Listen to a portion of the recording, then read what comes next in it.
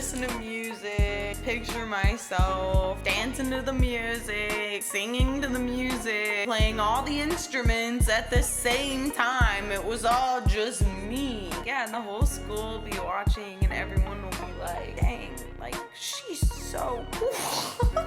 And as a result, now I'm like, love karaoke.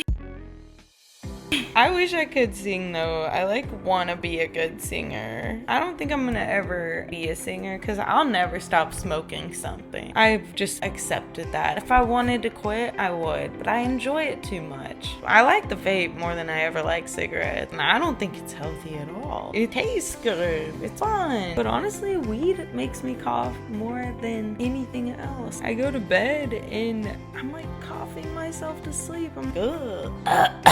Like, the vape doesn't do that to me. The vape doesn't do that. Cigarettes do that. The vape does not do that. I feel like that says that the vape isn't as bad, but it's still unhealthy. It's kind of like Coke with Diet Coke. It's like, you shouldn't drink Diet Coke all the time either. Some experts would say that it's worse for you than the regular Coke. Let that sink in.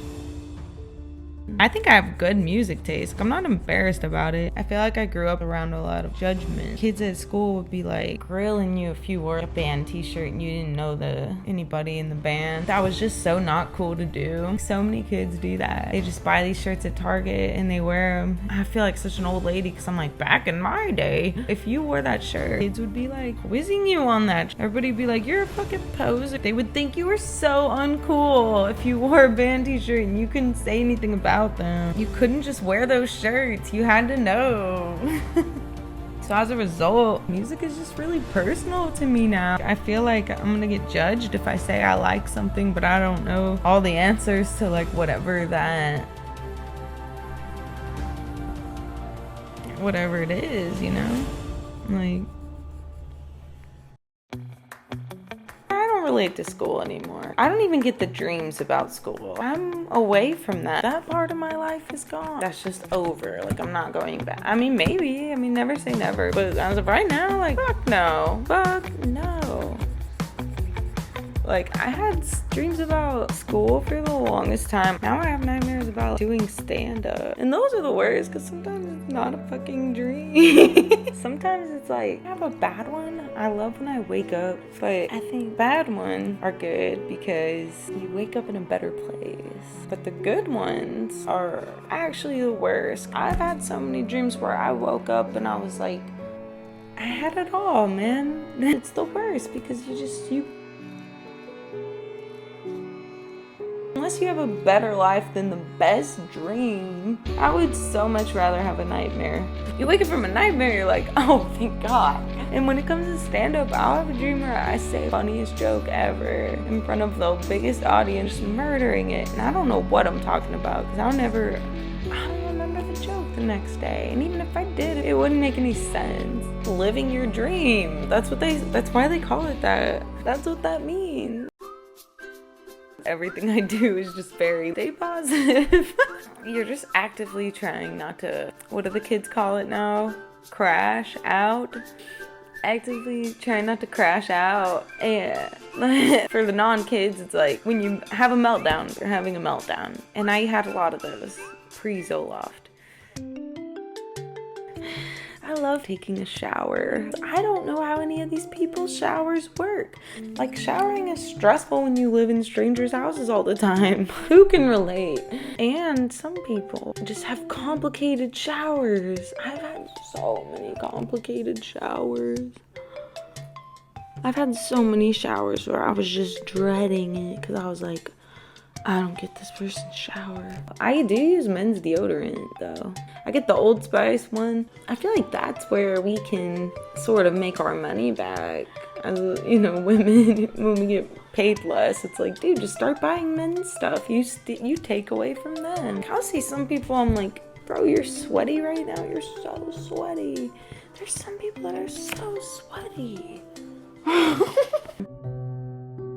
I think I was like 11 or 12 the first time I touched my dad's thermostat. I had no idea that it was an issue. I was like, holy fuck, this thing controls the temperature. It's been there the whole time. I've never used it. And then my dad was like, who touched the thermostat? I was like, I don't know. And he's like, it was probably your mother. My mom was always like, the house is hot, the house is hot. And now I'm like, oh yeah, the house is hot. And now it's like the number one thing. When I think about where I'm staying, I'm like, I wonder what the thermostat situation's gonna be like. I've had some places where they're like, you can't have it below 75. Criminal. Even if it's freezing outside, I feel like 75 is just too warm. How do you sleep? My dad keeps his house at 75 during the summer and 64 in the winter. I actually love winters at my dad's house because, yeah, dude, I'll freeze myself to death if it means I'll sleep good. The 2021 freeze, when I lost power and water, I think the apartment got to like 15 degrees. That was too cold. I was like, I can't sleep in this. I thought we were gonna die. We need to evacuate. We go to a Motel 6. There's like this huge line out the window, because that's where they take your order at the Motel 6. And we get the last one. I had never been through a snowstorm like that. I was like, oh, this is why people were freaking out at the store. Like, I didn't know. I was like, dude, who cares? It's fucking snowing. Let's pretend it's Christmas. I was just having a ball. I was like, we get to get off work. This is amazing. We get the day off.